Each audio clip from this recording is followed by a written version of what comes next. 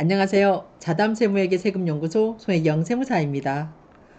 오늘은 여러분에게 제가 최근에 있었던 대법원 판결 내용을 소개시켜 드릴 텐데요. 이 내용은 무엇인고 하니 지방공기업법과 그리고 서울특별시 조례를 근간으로 해서 설립된 그 지방공사가 주택과 함께 신축된 근린생활시설을 완공을 했을 때 이때 이 근린생활시설 부분에 대한 취득세 감면은 어떻게 되는지 이 사안을 같이 여러분과 공유하고자 합니다. 자, 제목은 제가 한번 뽑아봤습니다.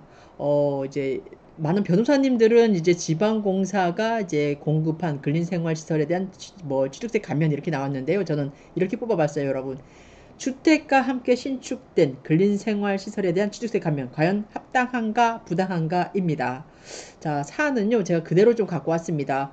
어떤 얘기고 하니 이 원고는 지방공사입니다. 이제 지방공사인데 지방공기업법과 아까 제가 말씀드렸잖아요. 서울특별시 이제 조례회에서 그것을 근간으로 해가지고 설립된 지방공사인데요. 이 지방공사가 이제 송파구 일대에 공공주택 단지 이제 공급 사업을 시행을 하면서 대규모로 공공주택을 이제 짓다 보니까 어떻습니까? 이제 거기에 서브되는 어떻습니까? 부수되는 이제 근린생활 시설도 같이 추가로 건설해야 되잖아요. 이때 이 추가로 건설된 근린생활 시설과 관련된 취득세 감면 내용입니다. 이 지방공사는요, 17년 이제 말부터 21년 8월경까지 이제 공공주택에 이제 부속된 이제 그 근린생활 시설에 대해서 지방세 특례제한법 제85조의 2에 의해서 이제 감면 조항입니다. 취득세 50%를 감면을 해주는데요. 요 내용에 따라서 50%를 감면을 이제 적용을 해서 취득세 등을 신고 납부했습니다. 하지만 우리 처분청은 어떻습니까, 여러분?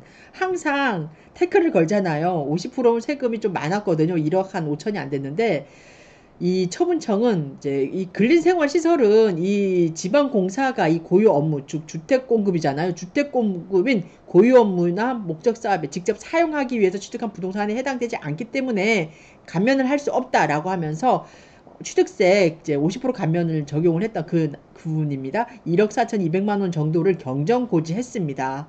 이 사건에 대해서 1심, 2심, 3심 대법원까지 올라간 건데요.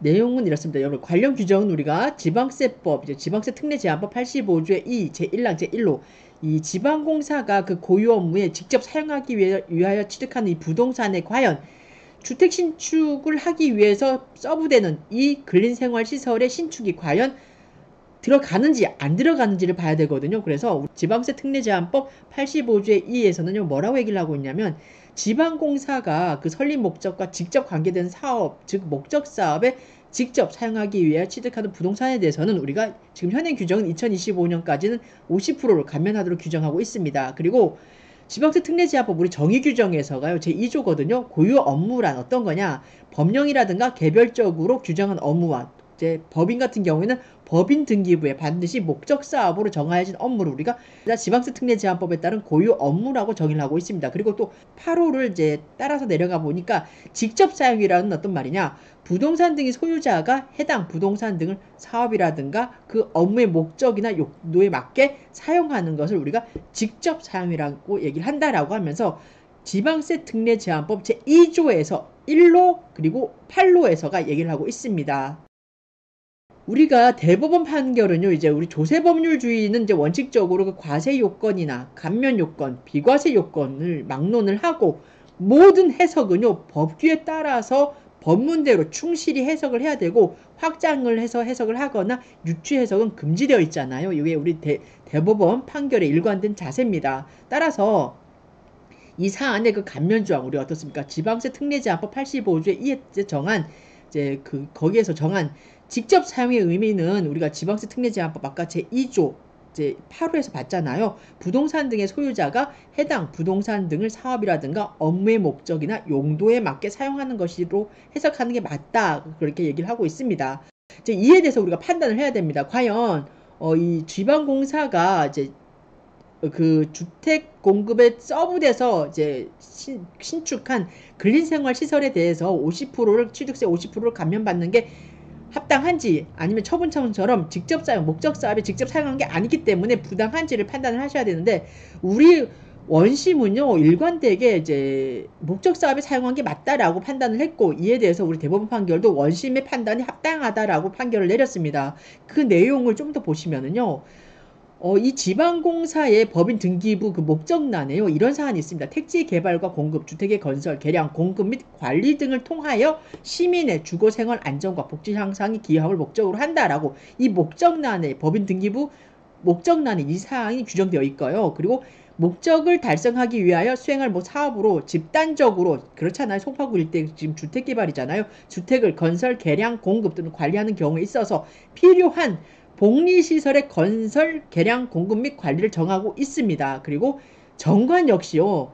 정관에서도 원고의 목적 사업으로 이러한 사안을 정하고 있고요. 그리고 이 근린생활시설은 원고가 집단적으로 주택을 건설하거나 개량, 공급, 관리하는 데 필요한 필수 불가결의 이제 그 요소입니다. 그렇기 때문에 필요한 복리시설의 건설이라든가 공급을 위해 취득한 것이기 때문에 그 지방공사가 당의 고유 업무라든가 목적 사업에 직접 사용하기 위해 취득하는 부동산에 해당된다라고 우리 원심은 그렇게 판결을 했고 대법원도 이게 맞다라고 얘기를 하고 있습니다.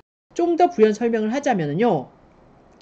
우리가 이 지방공사가 원고죠. 법인 등기부의 목적 사업으로 정한 바와 같이 원고 설립의 근거가 된 이제 이 사건 조례, 이제 서울특별시 조례도 역시 그 수행할 사업 목적 중 하나로 집단적으로 주택을 건설, 개량, 공급 등 하는 경우에 있어서 필요한 복리시설의 건설이라든가 개량 등은 어떻습니까? 우리 조례에서도 역시 정하고 있습니다. 따라서 이 여기서 이제 복리시설의 그 의미를 좀 더 보셔야 되는데요. 우리 주택법에서 복리시설이란 주택단지의 입주자들의 그 생활 복리를 이제 향상하기 위해서 건설하는 그 공동시설 말하잖아요. 이제 이를테면 뭐 감옥에서 어린이 놀이터, 근린생활시설, 유치원, 주민운동시설, 노인정도 있어야 되고 경로당도 있어야 되잖아요. 그리고 그 밖에 입주자들이 필요로 하는 그런 이제 대통령령으로 정하는 공동시설을 들고 있고 이 대통령령으로 이제 정하는 공동시설은 이제 건축법 시행령 별표 1 제3호에 따른 이제 제1종 근린생활시설, 제2호에서는요, 제2종 근린생활시설을 역시 주택법 및 이제 이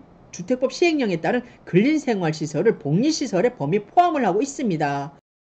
그리고 주택법 15조 제1란 본문도 우리가 보시면 여러분 다 아시는 내용이에요. 대통령령으로 정하는 일정 수 이상의 그 주택건설 사업을 시행을 하려면 어떻습니까? 반드시 사업계획 승인권자에게 사업계획 승인을 받아야 되고 그리고 사업계획 승인을 받으려면 어떻습니까? 사업계획 승인 신청서에 포함해가지고 주택과 그 부대시설, 복리시설 배치도라든가 대지조정 공사 설계 도서 등을 그 이외에 다양한 서류를 첨부를 해가지고 사업계획 승인권자에게 제출해야 되고 그래야 승인이 떨어지잖아요. 그럼 이렇게 승인 신청인 경우에 주택과 그 부대시설 및 복리시설의 배치도를 첨부하도록 정하고 있는데 이 사건 또한 근린생활시설 공급을 포함한 주택건설 사업에 대해서 어떻습니까? 각 사업계획 승인서에 이 사건의 근린생활시설이 복리시설로 명시되어 있다라고 하고 있습니다. 따라서 서울특별시 조례가 시라든가 시민, 주택사업자 등은 주택과 그 주변의 환경이 이제 양호하게 이제 조화를 이루면서 형성이 돼야 되잖아요. 이렇게 노력을 해야 되고 이런 양호한 근린생활시설이 확보를 이제 명시하고 있다. 이런 얘기를 하고 있습니다. 따라서 이 근린생활시설, 즉 이 지방공사가 주택 공급과 관련돼서 같이 이제 신축한 이 근린생활시설은요.